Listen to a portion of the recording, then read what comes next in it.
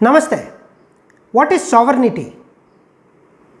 India is a sovereign state. We all know that.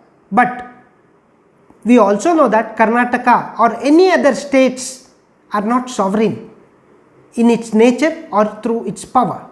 The constitution very clearly defines that sovereignty will be the power and prerogative of the nation itself, or it will be at the helm of center, not with the states.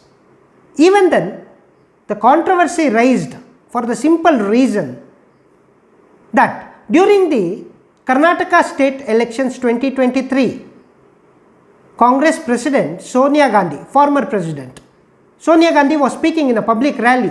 She was stating that Karnataka, people of Karnataka are not cowards, we will not beg, etc., etc. Congress will not allow.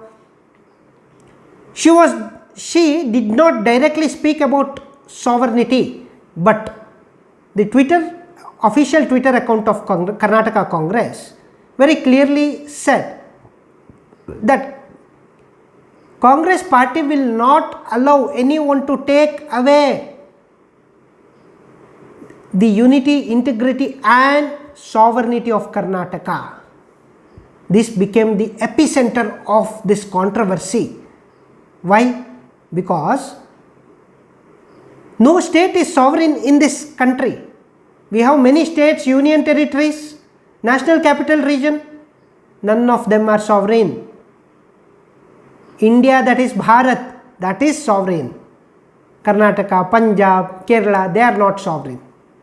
So, as soon as this statement was recorded, the BJP party filed a complaint with Election Commission of India stating that Congress party is doing secessionist activity which is anti-constitutional, which is against the very principle of constitution. Hence, Election Commission of India should take a stern action against this speech, this tweet, and also Congress party must be dissolved. That was the complaint filed by BJP. It's quite natural for the opposition party or a party which works against the another party. It's quite natural for them to file a complaint whenever certain leaders of a particular party commit mistake or any such kind of activities. So, the question starts, what is sovereignty? Why this became a huge controversy? Sovereignty, the concept came since maybe after the advent of nation states, theory of nation states as Aristotle and others gave. Then there comes a concept called sovereignty during mid 17th century or so. The idea is very simple.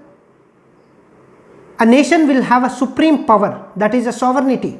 It can make its own laws, it can govern its own laws.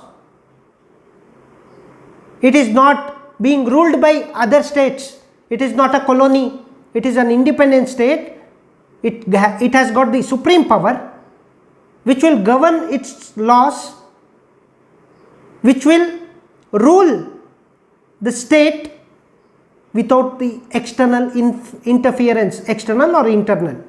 So, with whom that sovereignty lies? Sovereignty lies with the people itself. People elect the government. They give that power to the government.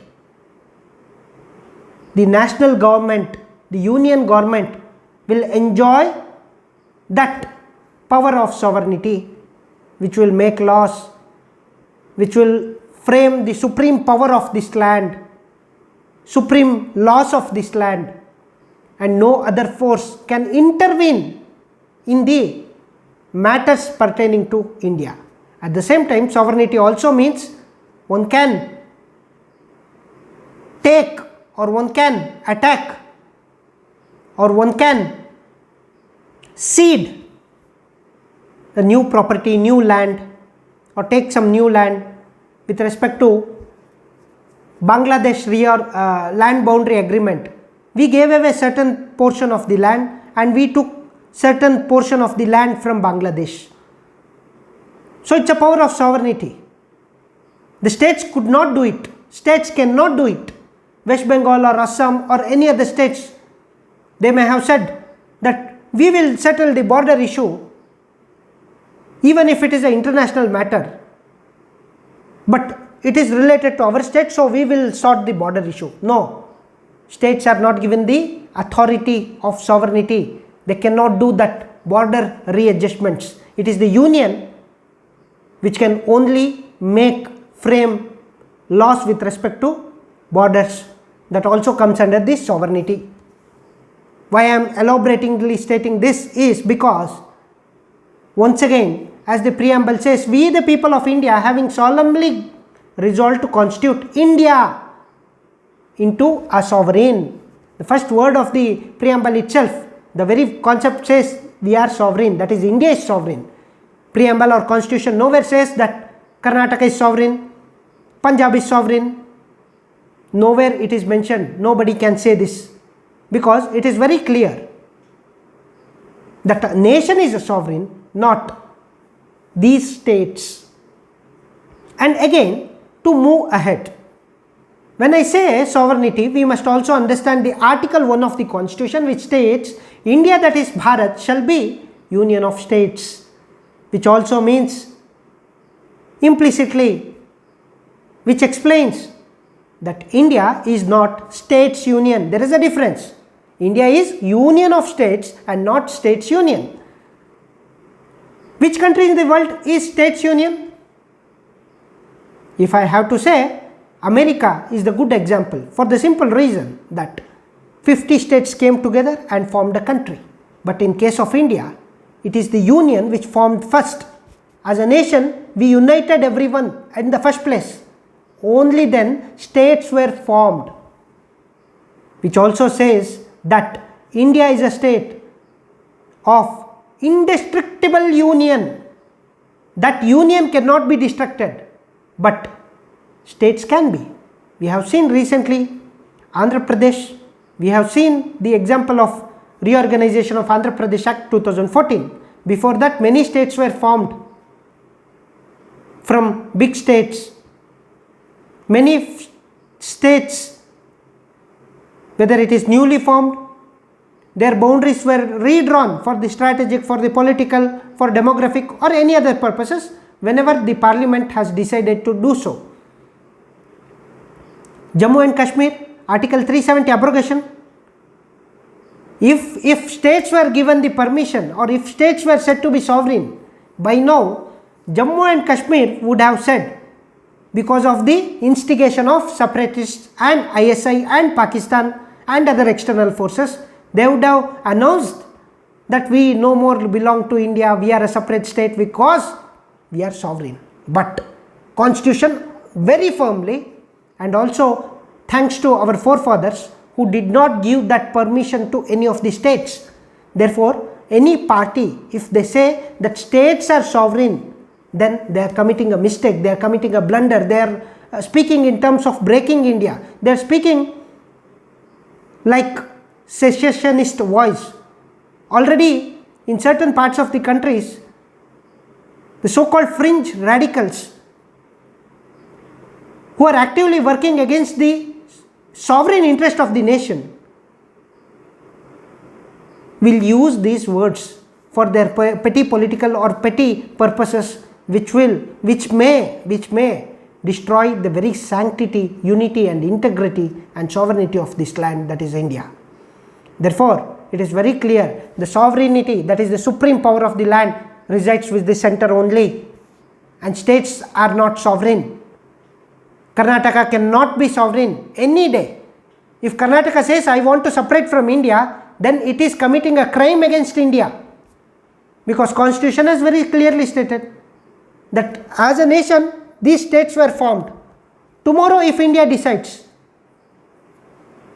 God forbid, let it not happen, but let us say for the hypothetical understanding, if India decides tomorrow, that is the parliament or president decides tomorrow and says that in South India no other states exist, whole of South India will be called as one state from tomorrow.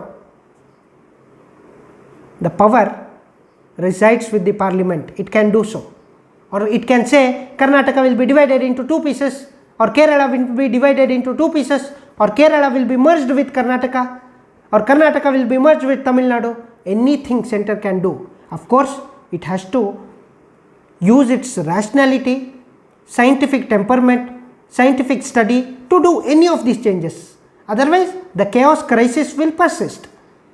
It is not in the good interest of the nation or the state. However, once we have understood the very concept of sovereignty, and after understanding that, we also understand that through the articles of the Constitution and preamble, it is very clear that sovereign power lies only with the nation. Sovereign power is not given to the states. But Congress President, she did not use the term sovereignty nowhere in her speech. She was just mentioning about Karnataka's pride, identity.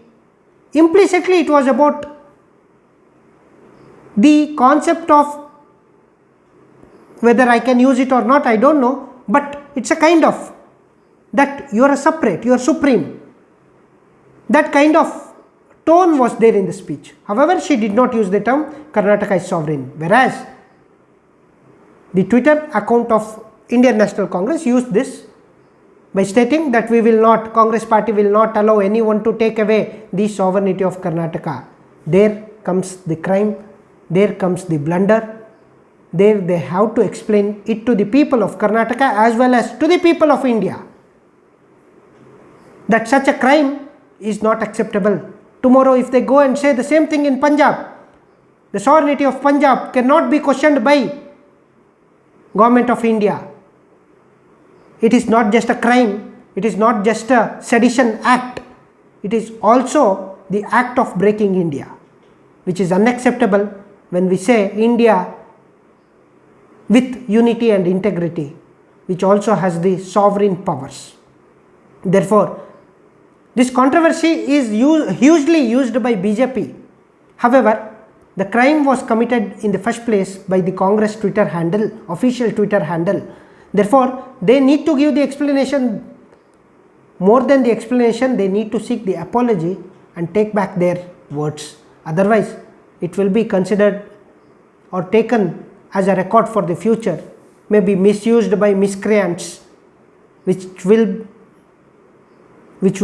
be not in the good interest of the nation.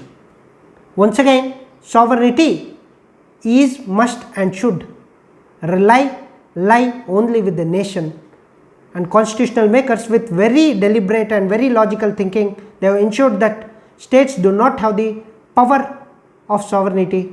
They have done it rightly to uphold the unity and integrity of India. Hence, we must also continue with the same spirit, same principle. If anyone tries to destroy that, Narendra Modi, Honorable PM, he attacked Congress party by stating that Congress is with the secessionist forces. They want to break India. Why he was saying that? Because Congress had given him that opportunity, given him the chance to say this.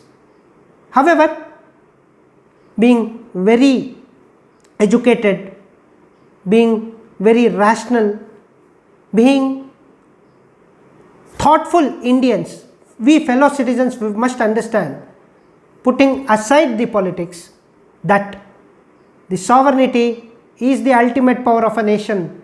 Sovereignty lies with the union, not with the states. Come what may, do not fall into the traps of secessionist political activists or their petty issues. The idea of sovereignty is sacrosanct in its letter and spirit. We must respect that for the sake of unity and integrity of India, and that whatever it is given by the constitutional makers, we must respect it, embrace it and endorse it. Therefore, India, that is Bharat, shall be union of states. Remember, it is not states union. India is a nation of destructible states and indestructible union. These words by the constitutional experts will clearly explain everything. Hence, I rest my case. Hope this was useful. Dhanyavad. Jai Hind. Namaste. Thank you.